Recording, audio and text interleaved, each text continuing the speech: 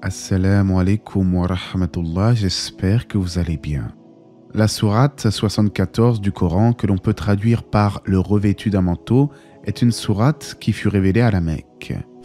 Dans la dernière sourate, nous avons vu ensemble que le verset « Ô toile enveloppée dans tes vêtements » incitait le prophète alayhi salatu wassalam à sortir de son sommeil pour la prière de nuit. Selon Cheikh Saadi, cette description, de même que celle de la présente sourate, s'appliquait au prophète après avoir reçu pour la première fois la révélation. « Ô toi, Mohammed, le revêtu d'un manteau, lève-toi et avertis. » Lorsqu'il dit à son épouse Khadija « Couvre-moi, couvre-moi », le verset fut révélé et le prophète fut sommé d'avertir les peuples de la terre. Cela est clairement rapporté dans le recueil d'Al-Bukhari et Muslim. Allah exhorte donc son prophète à se lever et à avertir les hommes. Ainsi, comme l'explique Ibn Kathir, c'est par ce verset que le prophète alayhi salatu wassalam est devenu un messager, tout comme la première révélation a fait de lui un prophète. Et de ton Seigneur célèbre la grandeur, et tes vêtements purifie-les, et de tout péché écarte-toi. Il existe plusieurs interprétations au sujet de ces versets. Purifie tes vêtements peut désigner la purification dans le fait d'enlever les impuretés ou même la purification des péchés.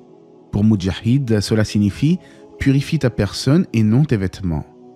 Quoi qu'il en soit, le passage où Allah dit et de tout péché écarte-toi désignerait les idoles.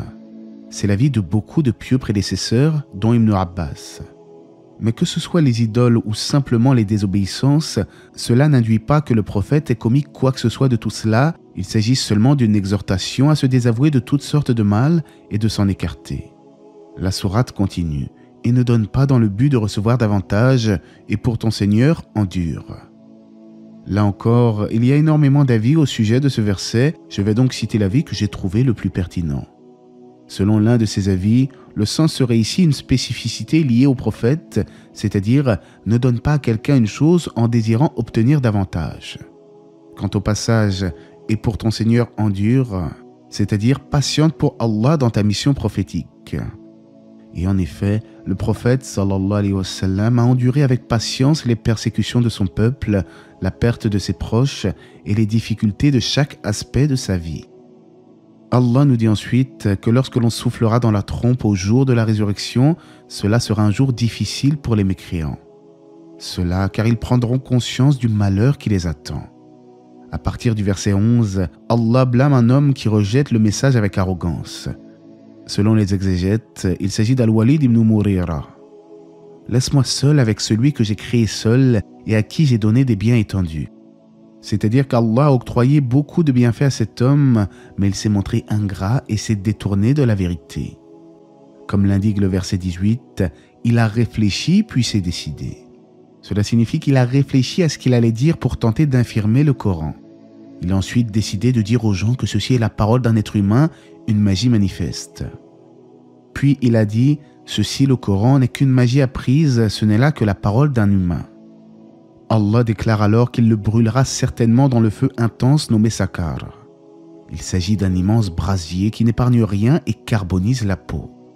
Le verset 30 nous informe que 19 anges sont désignés comme étant les gardiens de l'enfer. Certains pourraient alors se demander « Pourquoi 19 ?» Allah répond justement à cela en disant « Nous n'avons assigné comme gardiens du feu que les anges, cependant, nous n'en avons fixé le nombre que pour éprouver les mécréants. » Lorsqu'une information venant d'Allah parvient aux véritables croyants, ils l'acceptent sans scepticisme, contrairement aux infidèles qui ne font que remettre en doute les versets du Coran. En effet, un peu comme la parabole du moustique dans la sourate Al-Baqarah, les mécréants disent « Qu'a donc voulu Allah par cette parabole? C'est ainsi qu'Allah égare qui il veut et guide qui il veut. » À partir du verset 32, Allah jure par certains éléments de sa création, la lune, la nuit quand elle se retire et l'aurore quand elle apparaît. Ce sont des grands signes d'Allah auxquels malheureusement peu de gens prêtent attention. Après ce serment, Allah évoque le feu de l'enfer et insiste sur le fait que chaque individu est responsable de son destin. Il peut choisir délibérément d'emprunter le bon chemin ou le mauvais chemin. Toute âme est l'otage de ce qu'elle a acquis. Celui qui méritera l'enfer ne pourra donc s'en prendre qu'à lui-même.